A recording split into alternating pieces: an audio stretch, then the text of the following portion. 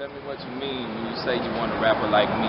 Outspoken, the rule is just about as true as can be. It's enough to be comfortable. I want it all, you see. This world is mine. In due time you'll see. The human eye can't fathom, capture the picture I'm framing. I'm looking dead in the camera, but I ain't staring, I'm aiming.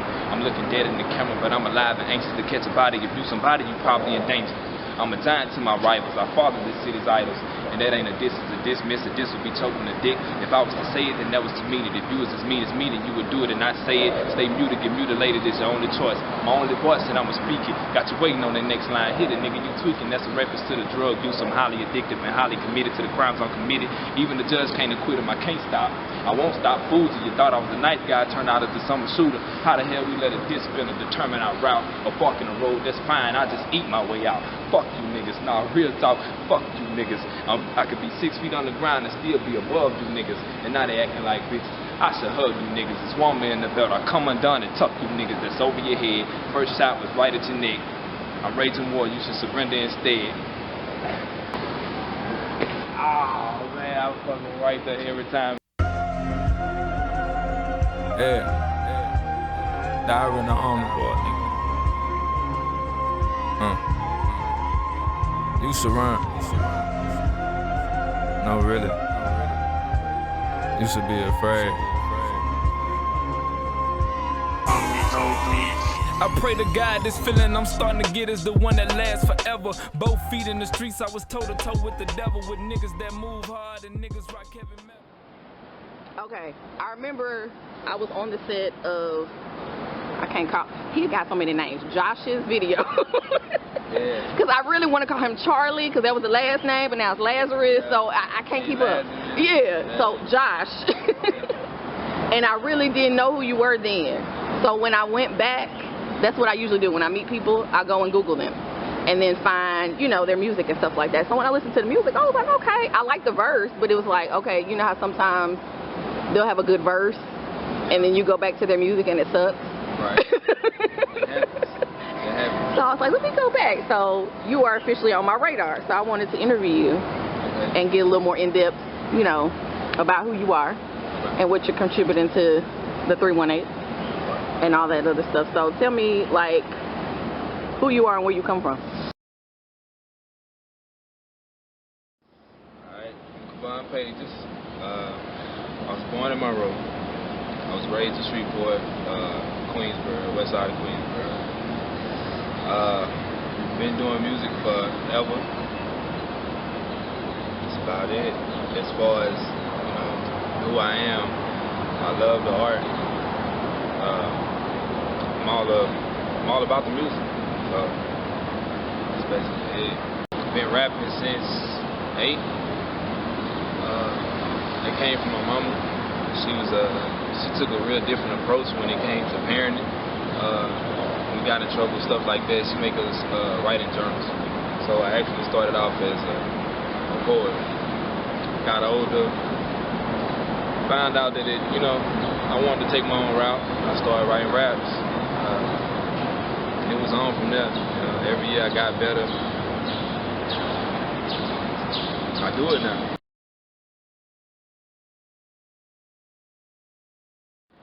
So you were rapping in elementary school? Yeah, I was rapping in elementary school. I mean, they make me, my uncles and stuff, they get together and they make me perform in front of people all the time, stuff like that.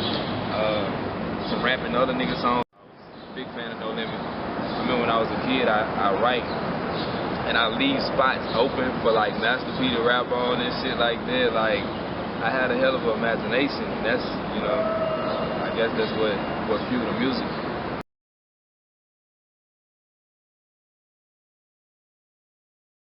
Like, who'd you grow up listening to? Was Master P one of them? Master P, Cash Money, All Day, Pac, shit, NWA, pretty much everything that was hip hop and UGK.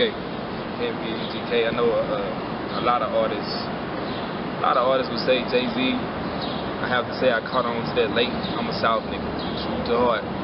So, you can still kind of hear that in my style.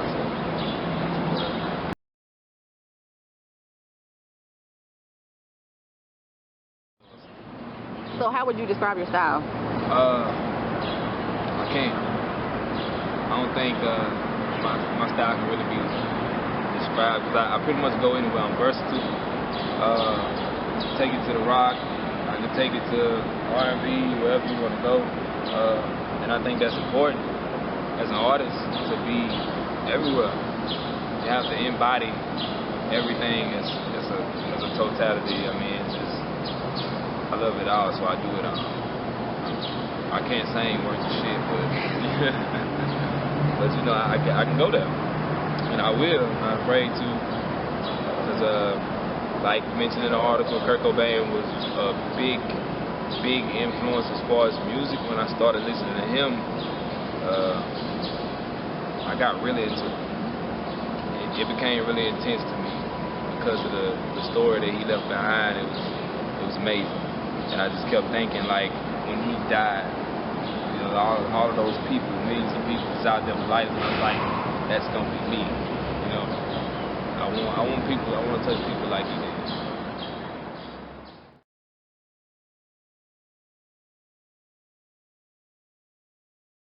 When did you first start, like, recording, like, seriously, being an artist? I was high school, my freshman year. I came to the school, I already wanted to be a rapper. We had a couple dudes up there that rap, and man, they started this little beef, you know, it was a rap beef thing, and I dropped my first mixtape. You know, it was like a shot back at them.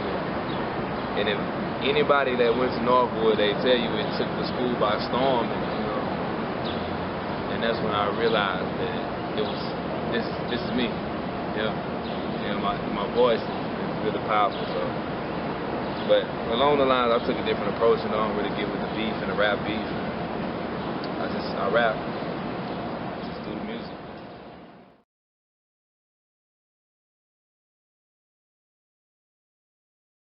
That was a while ago. So what's been your journey since then as an artist? Honestly? Mm-hmm. Honestly, my journey as an artist has been hell. I've been picked up by 2 or 3 labels of drop. I'm with Universal right now. And Thug World under distribution deal. So, but I spent 3 whole years in the living room, recording and writing, trying to master my craft, and I think that's another thing that set me apart from a lot of people. I was dedicated. I was totally dedicated. I barely went outside, you know. You could tell in the way, because I think that's what, well, I love storytellers. Yeah. So that's one of my punchlines of storytelling. That's like my favorite thing in hip hop. So when I actually went back and listened to everything, you know, that was available to listen to, but all the stuff that was on YouTube and everything, I was like, okay, because there was something different every time to me. You know, it was never the same thing. So do you think, like, being a Kurt Cobain fan and all of the stuff, and growing up with somebody who nurtured your creativity, contributed to all that diversity? Yeah, most definitely. My mom, she's a hell of an artist. If I could ever reach her height, then I'd be happy with what I'm doing. My music is for the outcasts. I was an outcast, you know. My music is for the misfits, you know, and it's for the non-misfits to be able to understand the misfits. So I ain't angry all the time, I ain't sad all the time, I ain't happy all the time. So whatever I feel that day is what you're gonna get.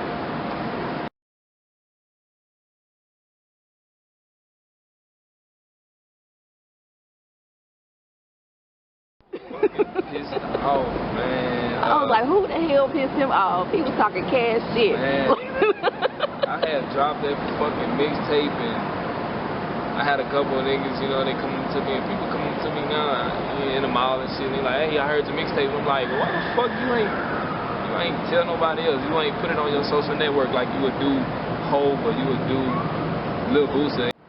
Speak up. And that's the thing about the city, they don't speak up for their artists.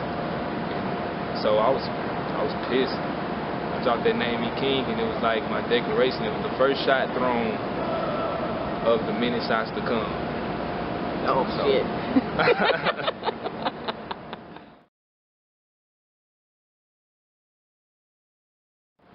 So yeah, but I ain't a bad guy. I stress it so much. I'm not a thug, I'm not a gangster, but I'm a man. You're gonna respect my movement, even if you don't like it. You know, I'm gonna put it in your face. And shit, I don't have a problem with you denying me, but just don't disrespect it.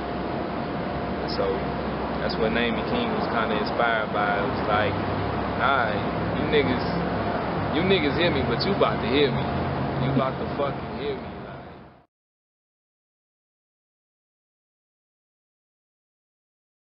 Because it's a competitive sport. I mean, hip-hop is for gladiators.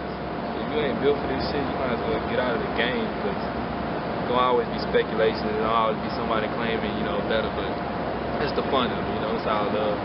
I never really get out here with these niggas and be like, hey, let's square up, because I drop Name Me King, and you drop Name Me King too.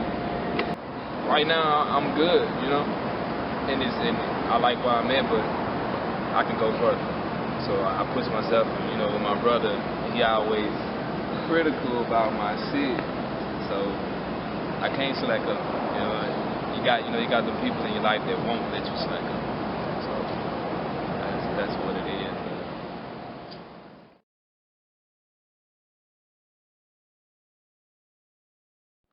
The highest influence maybe behind it, honestly though, is the drugs. The drugs fuel the creativity, is that what? Drugs fuel the creativity. I mean, I don't promote it at all, but, you know, if people want to know, I get a lot of people that ask me, like, hey, why you go there? Or, you know, how do you get there? And I almost want to tell them, you don't want to go there. You know, the creation process and how I became the artist that I am today, I literally broke down and I deconstructed. I created my own world, I created my own beliefs, and it's kind of like I was a child again, and then I grew up, you know, all over again. My mama not a fan of that, but she's not a fan of the drugs? Or? She's not a fan of the drugs or my recreation, but I mean, I had to be me. I had to be sure that if I dropped music, it wasn't from nobody else's point of view. This is not how my father raised me, because he wasn't there. This is not an influence from my friends, but this is K Pages. This is everything that I came up with. So it's genuine. Yeah. I think people like it better than me.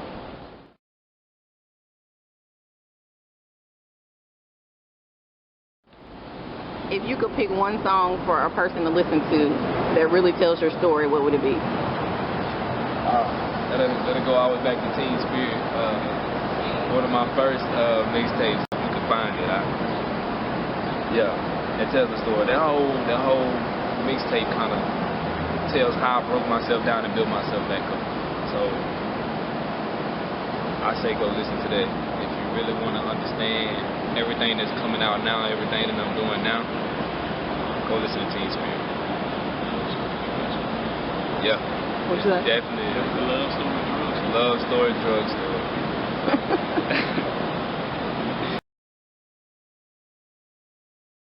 Is there anybody like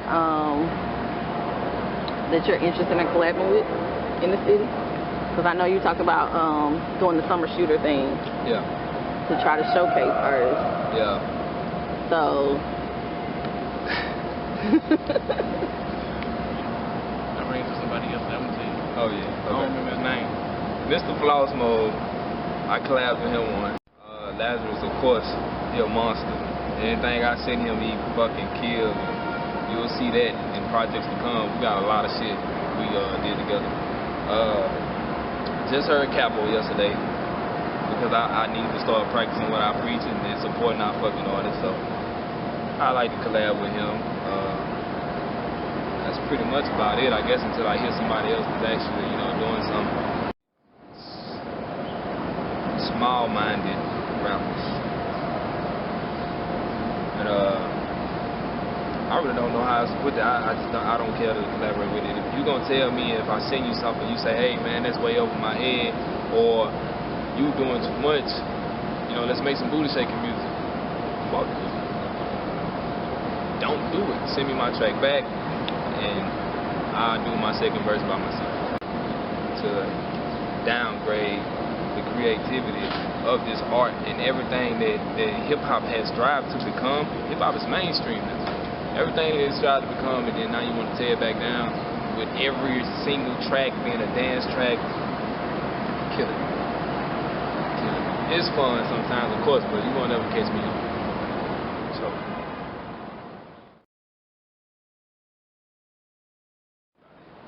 Okay, talk to me, we talked about this off camera, about being an artist in this market. Because after Tyrese's little rant, that really had nothing to do with Shreveport, but we were mentioned. People seem to think this, you know, this is a perfect market for you to find lots of talent, and we're just so amazing. So talk about being a part of this market. I had a lot of cigarettes for that one. I promised Josh I wasn't gonna hold my tongue. This market out here, to be totally honest, I'm not happy. I'm not happy with it at all. I mean, this is the jungle. Nobody's making it out, and I might not come politically correct about this, but the artists that we have had come out of here, they suck. Call it what you want. There's a lot of good artists out here. They're not getting the recognition that they need, and it's our fault. It's the city's fault, and it's the people that got out of here's fault. I ain't gonna say no names or anything, but I think as a city, if we want to become something big in the industry, we need to quit looking up to a DJ and start giving power to the artists.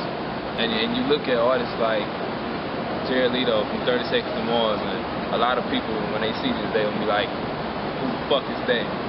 He was born out here, and now he's overseas, you know, he's selling millions of fucking records, and they love him everywhere. And it's like, nobody fucking knows him. He from Shreveport? Yeah. When that man performs, he holds a sermon in his crowd. And I tell a few people about it, like, why he never come down here? Well, shit, fuck some voices. If he come down here, who really gonna buy a ticket to see his show? You know, when this man used to millions of people being in front of him, being hype as shit, and you get down here, if it ain't ratchet music, we don't support it.